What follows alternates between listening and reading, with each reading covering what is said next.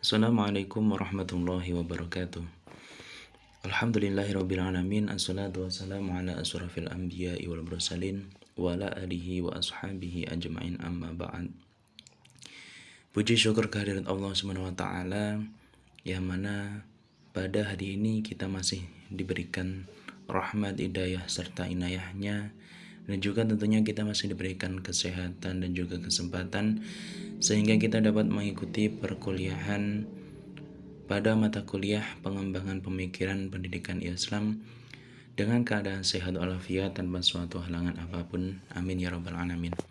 Salawat serta salam semoga selalu tercurahkan kepada panutan kita, baginda agung Nabi Muhammad SAW, yang telah merintis umatnya dari zaman jahiliyah menuju zaman Islamiyah, yakni zaman yang kita alami sekarang ini.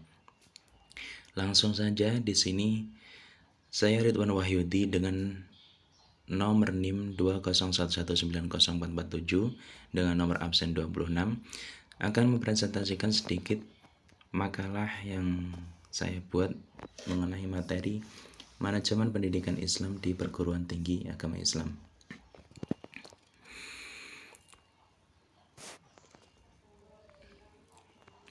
Di sini saya membawakan ada beberapa subpoin. Yang pertama yakni pengertian manajemen pendidikan Islam.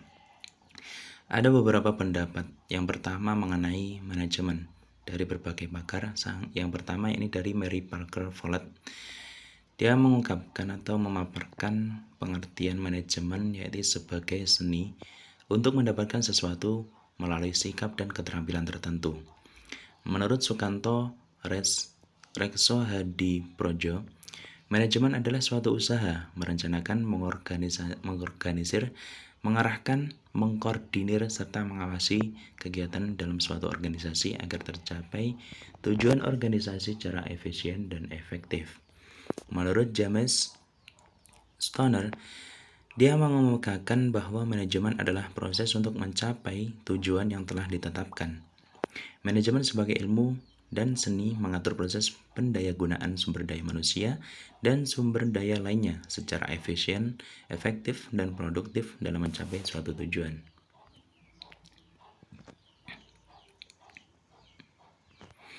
Selanjutnya ini pengertian pendidikan.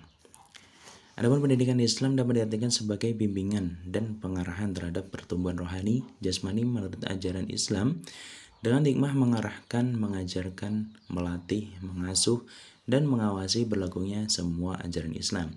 Istilah membimbing, mengarahkan, dan mengasuh, serta mengajarkan dan melatih mengandung pengertian usaha mempengaruhi jiwa anak didik melalui proses setingkat demi setingkat menuju tujuan yang ditetapkan, yaitu menanamkan takwa dan akhlak serta menegakkan kebenaran, sehingga terbentuklah manusia yang berpribadi dan berbudi luhur sesuai ajaran Islam.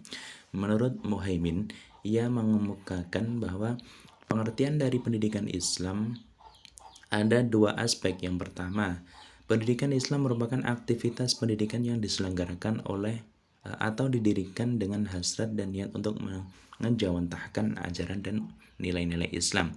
Kedua, pendidikan Islam adalah sistem pendidikan yang dikembangkan dari dan disemangati atau dijiwai oleh ajaran dan nilai-nilai Islam.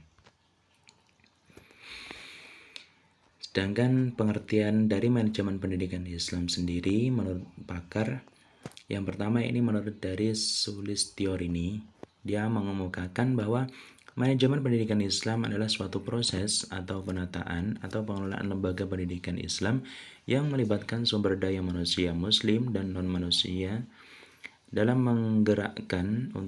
menggerakkannya untuk mencapai tujuan pendidikan Islam secara efektif dan efisien.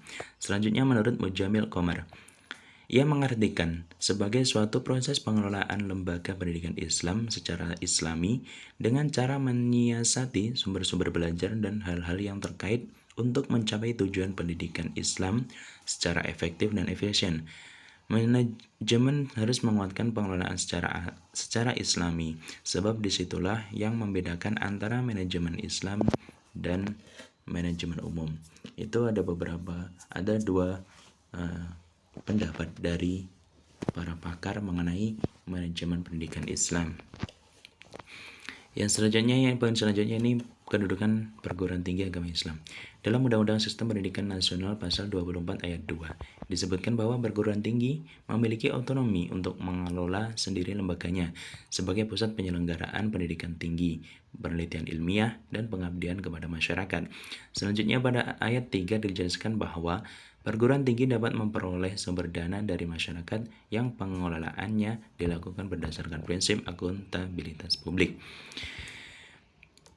Selanjutnya, perguruan tinggi agama Islam juga merupakan sebuah organisasi yang secara sistematis menuntun pemimpin, dosen, dan staf administrasi untuk meningkatkan komitmen kerjanya di perguruan tinggi, untuk meningkatkan kinerja serta mutu seluruh civitas akademik tidak hanya melalui peningkatan sumber dana dan sumber daya manusia, akan tetapi melalui paradigma yang berkembang di lembaga perguruan tinggi Islam, yaitu dengan membangun kultur organisasi melalui sistem nilai. Poin selanjutnya ini peran perguruan tinggi negeri maupun swasta. Yang pertama, perannya adalah sebagai pusat pengembangan ilmu dan SDM.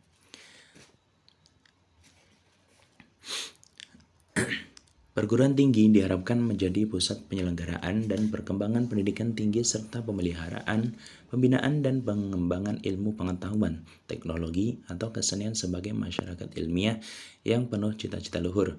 Masyarakat berpendidikan yang gemar belajar dari dan mengabdi kepada masyarakat serta melaksanakan penelitian yang menghasilkan manfaat yang meningkatkan mutu kehidupan masyarakat, berbangsa, dan bernegara. Poin yang kedua yakni sebagai pusat sumber daya penelitian wilayah. Perguruan tinggi merupakan tempat konsentrasi para sarjana yang memiliki potensi untuk membantu pembangunan di wilayahnya melalui penelitian serta pengumpulan dan pengolahan informasi yang sesuai dengan keahlian perguruan tinggi tersebut. Dengan demikian, perguruan tinggi baik bersama-sama dengan perguruan tinggi setempat atau masing-masing atau individu dapat berperan sebagai pusat informasi ilmiah ataupun pusat sumber daya dan kegiatan penelitian mengenai wilayah tersebut. Yang ketiga yakni sebagai pusat kebudayaan.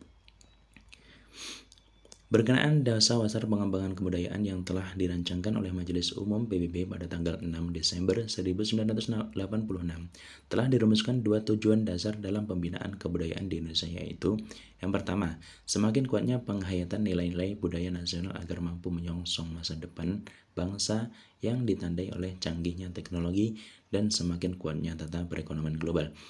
Selanjutnya yakni semakin kokohnya kesadaran bangsa akan jati dirinya yang ditandai baik oleh pewarisan nilai-nilai luhur, kesadaran sejarah maupun daya cipta yang dimiliki. Itu ada 3 peran perguruan tinggi negeri maupun perguruan swasta. Selanjutnya poin manajemen pendidikan Islam di PTAI. Manajemen pendidikan Islam menyatakan bahwa manajemen pendidikan Islam adalah suatu proses penataan atau pengelolaan lembaga pendidikan Islam yang melibatkan sumber daya manusia muslim dan menggerakkannya untuk mencapai tujuan pendidikan Islam secara efektif dan efisien. Muhaimin menyatakan bahwa manajemen pendidikan adalah manajemen yang diterapkan dalam pengembangan pendidikan. Dalam artian, ia merupakan seni dan ilmu yang mengelola sumber daya pendidikan Islam untuk mencapai tujuan pendidikan Islam secara efektif dan efisien. Dalam artian bagaimana menggunakan dan mengelola sumber daya pendidikan Islam secara efektif dan efisien untuk mencapai tujuan pengembangan, kemajuan, dan kualitas proses dan hasil pendidikan Islam itu sendiri. Fungsi manajemen pendidikan Islam di PTAI. Manajemen pendidikan Islam selain menjadi salah satu mata kuliah yang diampu di perguruan tinggi Islam, juga merupakan sebuah metode atau prinsip untuk mengelola sumber daya pendidikan Islam untuk mencapai tujuan pendidikan Islam yang efektif dan efisien.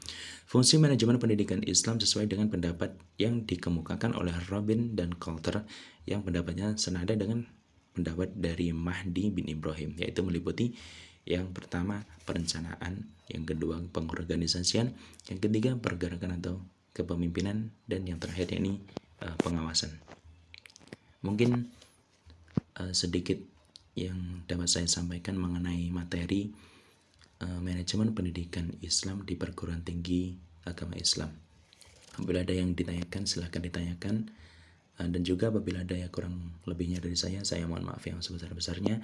Akhirul kalam, wallahul muwaffiq ila aqwamit thoriq. Wassalamualaikum warahmatullahi wabarakatuh.